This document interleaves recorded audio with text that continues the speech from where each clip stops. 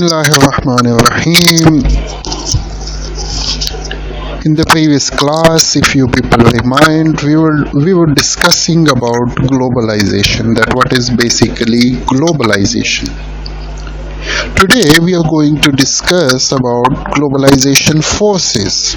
They are also called drivers of globalization, which are as follows. What is it? You will understand it when we will discuss it one by one. Political forces, technological forces, market forces, cost forces, and competitive forces. Means why the whole world becomes a global village.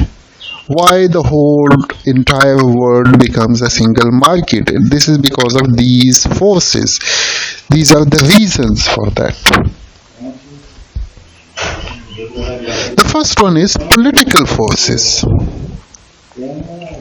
Why the entire world is becoming a small market? So one reason is political forces. Reductions of barriers to trade and foreign investment by governments. Nowadays, governments, they are making their laws soft. For what? For international trade and for foreign investment. Means that suppose if this is the whole world and this is one country, this is the other country, this is the other country, this is the other country. They are importing and exporting from each other. Now the governments of these countries, they are making laws soft for international trade. They are reducing the taxes. They are what you can say that they are inviting people from other countries to invest in their country. They are providing facilities to them to invest in their country. This will help their economy. So we call it what? We call it political forces, that governments are reducing the barriers. Barriers means the hurdles to trade and foreign investment. That governments, they are reducing the hurdles and they are reducing the hurdles for what? For international trade and for foreign investment.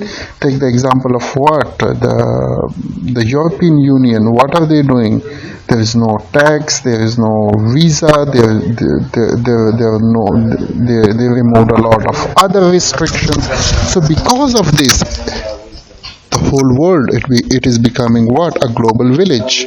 The other reason is privatization. What is basically privatization?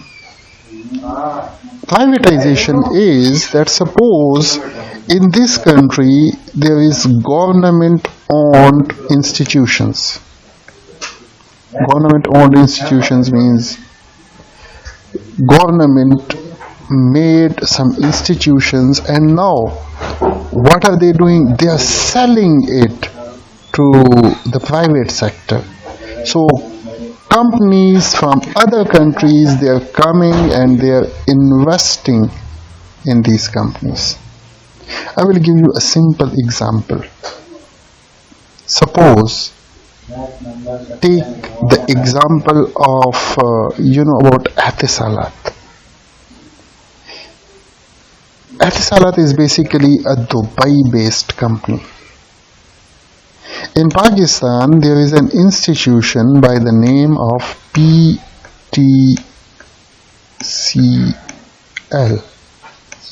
Pakistan Telecommunication Limited. What government did? They sold 40% shares of PTCL. And you know who purchased these 40% shares? The owner of Etisalat, who was in Dubai. That company, they invested their capital in this in this company. So this is basically privatization. PTCL, it was basically a government owned company, but they sold their 40% shares and investors from Dubai, they invested in this. This is basically privatization. So because of this, because this is what? This is basically reduction of barriers to trade and foreign investment. The next thing is technological forces. Technological forces means advancement in computers and communications technology. Because of advancement in computers, internet, and communication technologies, the whole world, it is becoming a small village. Internet and network computing, internet and networks, you know about networking. So technological force, it is another reason for globalization. We already discussed about these technological forces, so I'm not going to explain it again. The next thing is market forces. By globalizing, companies becomes global customer. Market forces means because of globalization, now one company who is in Afghanistan, they have customers in different other countries, means they have global customers. So markets becomes what? The whole world become a single market. So one company who is in Afghanistan, they have customers all over the world. Take another example. iPhone. iPhone is a company which is not from Afghanistan, but they have customers in Afghanistan. Take the example of Samsung. Samsung is not an Afghanistan company, but in Afghanistan they have customers. Means the whole world becomes what? A small village, a global village. The whole world becomes what? A small market. So this is basically what? These are basically market forces. Cost forces, the next thing.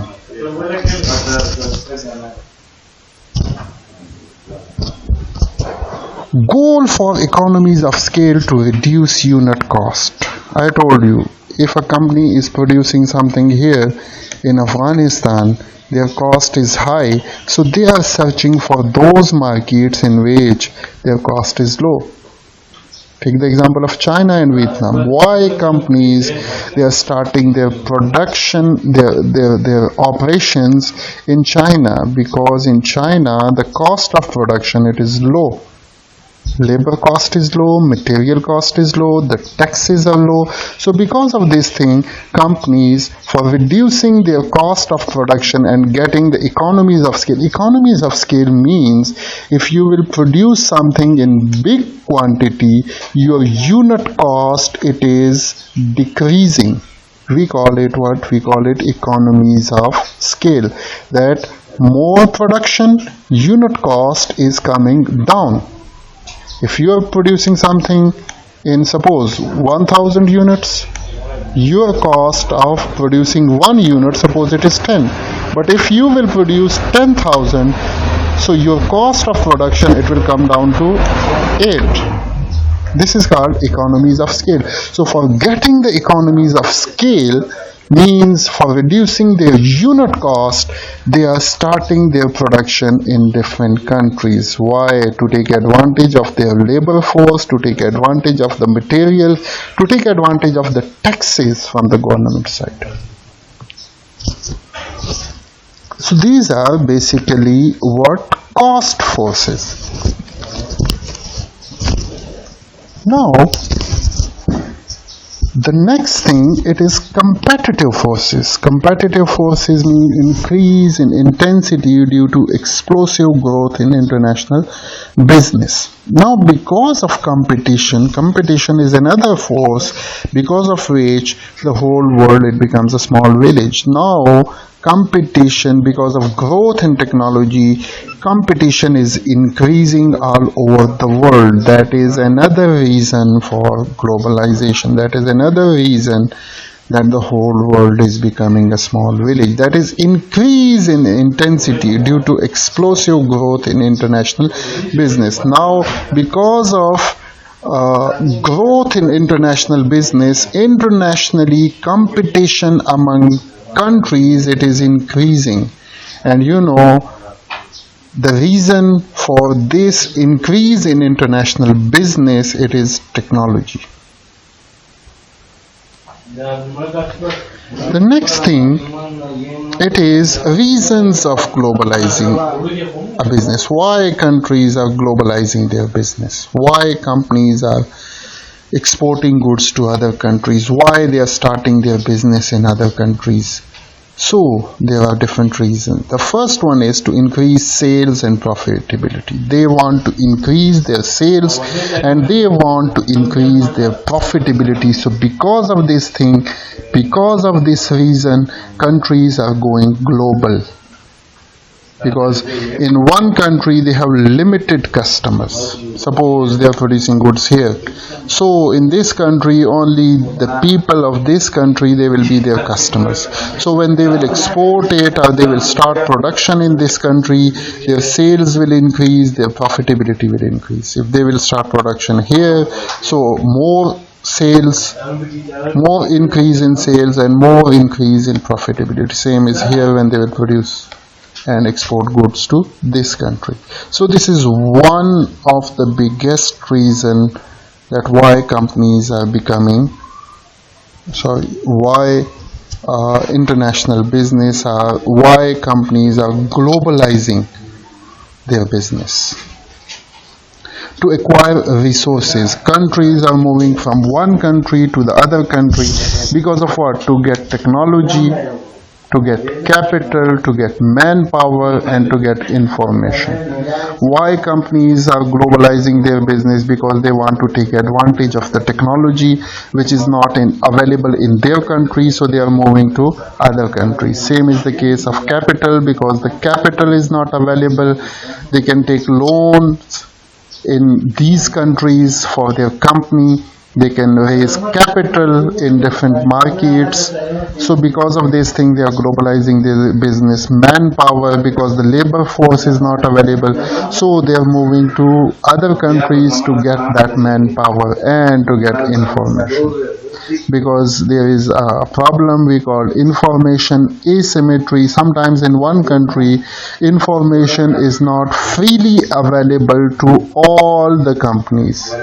Big companies, they got the information will be available to them, and for small companies it will be a big issue for them. So for getting information, free information, they are moving to other markets. To decrease product development cost, I told you about this, that they are moving to other countries to reduce their product development cost, to reduce their cost. I told you about economies of scale, because in their country the cost of production is high, so they are moving to other countries to reduce their cost of production, to increase competitive edge. They are moving to other countries to get technology, to get capital, to get manpower, and this is because of what? To increase their competitive advantage, to make their product different from the products of the competitors. And the last thing is to increase the prestige of product and organization. Prestige means their reputation, their name will what? They want to go to other countries to increase the prestige of their product and the prestige of their organization. Pepsi, Coca-Cola, these are not local companies of Afghanistan. These are basically other countries' companies, and they start production here because of what? To increase their prestige. People know about these. iPhone, Samsung, why they are increasing their business? One reason is to increase the prestige of their company, to increase the prestige of their product. So we talk about different things in this lecture. One is the globalization forces. Why the whole world is becoming a global village. So these are the reason. One is political forces, the other is technological forces, the third one it is market forces, cost forces, and competitive forces. We discussed that political forces means governments of different countries, they are making the laws soft for what international trade and for foreign investments, means that they are trying to reduce the hurdles of the international trade, and they are reducing the hurdles for foreign investors from different countries. They can come to your country and they can invest their money, and they can sell, the companies of different countries, they can sell products, goods in your country. And the other thing is privatization. We talk about privatization, that it is what the governments of one country, they are selling their government owned institutions to foreigners, to the private sector. That is basically privatization, and this is also a reason for globalization. Then we talk about technological forces, that why the whole world is becoming a global village. This is because of technology, because of advancement in computer and communication technology. The whole world, it is becoming a global village. Then we discussed about market forces, means because of this globalization, now the whole world becomes a small market, and one company, he has global customers. Previously, companies, they have only national customers, but now these companies, they have global customers, just like we talk about iPhone and Samsung and different other companies like Procter & Gamble and Unilever. So they have now global customers. Then we discussed about cost forces. Cost forces means that companies are moving from one country, they are moving their production houses from one country to the other country to reduce their unit cost. Goal for economies of scale. I told you about economies of scale, producing something in big quantity so that your unit cost of production, it is reduced. We call it what? We call it economies of scale. So what does economies of scale means? Increasing your production means producing in big quantity so that your unit cost of production, it comes down. Suppose you are producing something in 10,000 units, now you are producing 20,000 units. Previously your cost was $10, and now your cost, because you are producing 20,000 units, your cost is coming down to 8. So this is called economies of scale. Then we talk about competitive forces, increase in intensity due to explosive growth in international business. International business is increasing, international business is expanding, and because of this thing, competition is also increasing all over the world. We discussed about this in detail. So now the last thing that we discussed in this chapter, the chapter is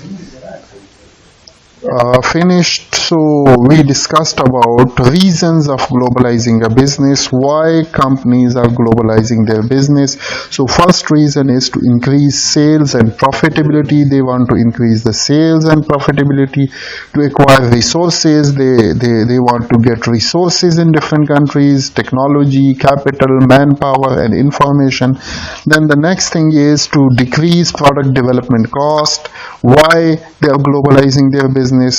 They will produce in big quantity, so their unit cost of production will be decreased. To increase competitive advantage, why they are going to other countries to get technology, to get capital, to get manpower and information, why they are doing this thing? To increase the competitive advantage. They want, because when they will get good technology, they will get good capital, they will get good manpower, and they will get good information.